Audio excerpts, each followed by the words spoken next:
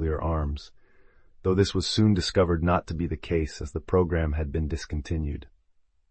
In 1981, Israel had bombed a nuclear reactor being constructed in Osirak, Iraq, in what it called an attempt to halt Iraq's previous nuclear arms ambitions.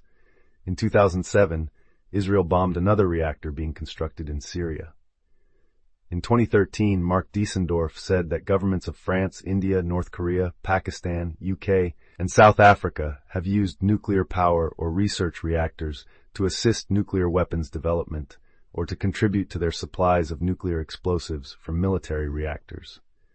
In 2017, 122 countries, mainly in the Global South, voted in favor of adopting the Treaty on the Prohibition of Nuclear Weapons, which eventually entered into force in 2021. The Doomsday Clock measures the likelihood of a human-made global catastrophe and is published annually by the Bulletin of the Atomic Scientists. The 2 years with the highest likelihood had previously been 1953, when the clock was set to 2 minutes until midnight, after the U.S. and the Soviet Union began testing hydrogen bombs, and 2018, following the failure of world leaders to address tensions relating to nuclear weapons and climate change issues.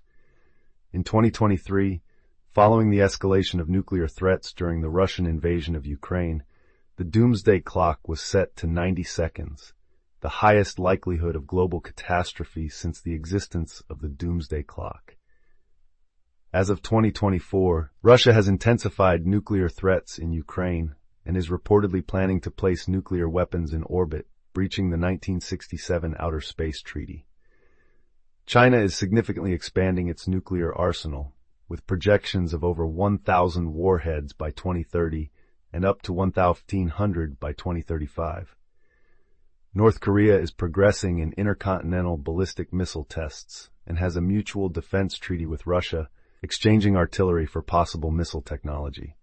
Iran is currently viewed as a nuclear threshold state. Disarmament.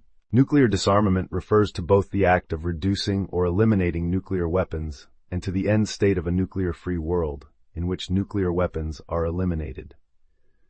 Beginning with the 1963 Partial Test Ban Treaty and continuing through the 1996 Comprehensive Nuclear Test Ban Treaty, there have been many treaties to limit or reduce nuclear weapons testing and stockpiles. The 1968 Nuclear Non-Proliferation Treaty has as one of its explicit conditions that all signatories must pursue negotiations in good faith towards the long-term goal of complete disarmament. The nuclear weapon states have largely treated that aspect of the agreement as decorative and without force. Only one country, South Africa, has ever fully renounced nuclear weapons they had independently developed. The former Soviet republics of Belarus, Kazakhstan, and Ukraine returned Soviet nuclear arms stationed in their countries to Russia after the collapse of the USSR. Proponents of nuclear disarmament say that it would lessen the probability of nuclear war, especially accidentally. Critics of nuclear disarmament say that it would undermine the present nuclear peace and deterrence, and would lead to increased global instability. Various American elder statesmen, who were in office during the Cold War period, have been advocating the elimination of nuclear weapons. These officials include Henry Kissinger, George Shultz, Sam Nunn, and William Perry. In January 2010, Lawrence M. Krauss stated that no issue carries more importance to the long-term health and security of humanity than the effort to reduce, and perhaps one day, rid the world of nuclear weapons. In January 1986, Soviet leader Mikhail Gorbachev publicly proposed a 3-stage program for abolishing the world's nuclear weapons by the end of the 20th century.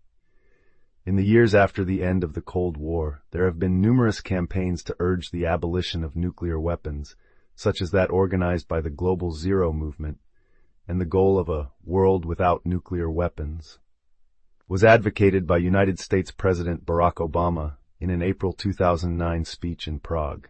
A CNN poll from April 2010 indicated that the American public was nearly evenly split on the issue.